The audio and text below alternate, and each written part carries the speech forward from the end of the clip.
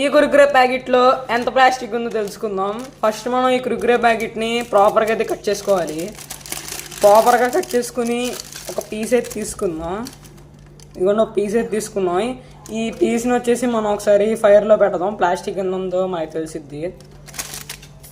ఇప్పుడు మనం ఈ పీస్ని ఒకసారి చూద్దాం. ఫైర్ పెట్టి చూసుకోవచ్చు. అయితే అసలు కాలిపోతుంది. ఇదిగోండి ఎలా అయితే ప్లాస్టిక్ ఉంది కాబట్టి ఇలా కాలుతుంది. ఒకసారి కింద పెట్టి చూపిస్తున్నా మీకు. ఇదిగోండి చూసుకోవచ్చు మీకు అసలు ఎలా కాలిపోతుందో.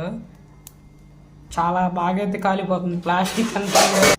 ప్లాస్టిక్ ఎంత ఉందో చూసుకోవచ్చు. దీన్ని బట్టే మీరు చిన్నపిల్ల అయితే తినమాకండి.